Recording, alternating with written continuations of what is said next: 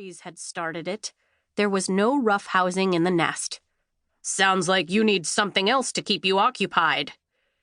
Donnelly peered over the edge, sure to keep a firm grip on the railing this time. He spotted his dad standing near the port rail, chin tipped up to watch the boys, a gray coat pulled over his shoulders.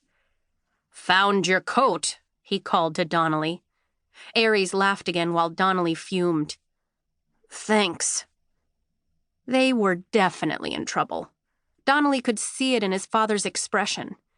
They were going to be on kitchen duty for weeks, peeling and canning whatever fruits and vegetables the girls brought back, forced to endure Cook Orr's protracted stories about the way things used to be.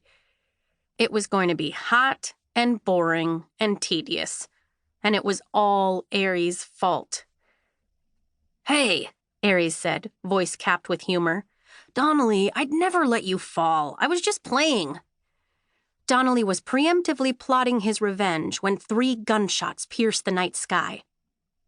The entire ship went still as a stone.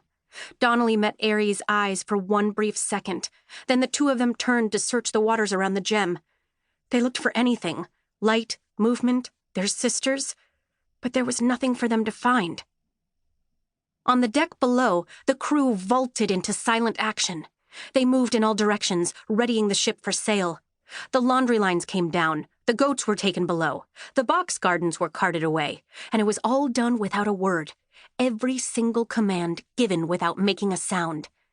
It was a familiar sight. Rona ran this drill regularly, kept the ship parts seamlessly oiled and cushioned. They would be ready to go in moments. The stretch of ocean between the Ghost and the Gem gave no indication of the little boat that carried Caledonia and Pisces. Donnelly watched the choreography unfolding below him in a sort of suspension, stuck between the comfort of routine and the fear of knowing this time it was real. They were preparing to flee. Ares gripped Donnelly's shoulder, alarm making his eyes wide. He whispered, "We won't leave them, will we?" Donnelly wanted to deny it, but there was a coil of dread in his stomach, writhing like a snake. "Never be seen," he said, citing the first rule of the ship. The strength leached out of Ares' grasp. He looked horrified and then suddenly angry. "No!" Before Donnelly could stop him, Ares had unsnapped his harness and climbed out of the nest. Without taking the time to hook onto the safety line, he began to climb down. Donnelly followed. He detached his own harness and moved down the mainmast as quickly as his shaking hands would allow. They reached the deck to find their world unraveling. Their parents stood near the bridge with their shoulders together, engaged in tense conversation. The boys made straight for them, pushing into the circle just in time to hear Ares' mother say, "And what if it's nothing? What if they fired at an animal and we abandoned them?" "If that's the case, they'll survive 2 days. Rona Styx stood with her arms crossed and a rifle slung over her shoulder. "I don't like this any better than you do, Agnes, but our girls know what they're doing. They'll wait for us." "But we should be the ones waiting for them."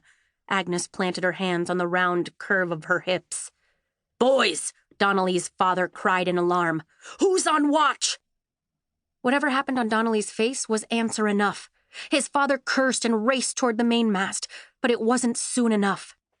"Captain," a young man named Bandy called from the bridge tower. "We've got trouble. An assault ship. They're close, and they're on course to box us in." "Damn." Rona's jaw fixed in place as she swiveled to search the ocean. Each and every time the Ghost had encountered a bullet ship, they'd taken a single course of action. Run. While Donnelly was too young to remember any of their more narrow escapes, he'd been raised to believe that running was the only way to ensure they survived. Right now, running was the furthest thing from his mind. All he could think about was his sister. Had she fired those shots? Or had those shots been fired at her? Would he ever see her again? "Rona?" Donnelly's father asked, coming to stand at her side. "Captain, your orders?" Rona's eyes fell on Donnelly. Her gaze was as powerful as the sun, and he felt warmed and emboldened at the same time.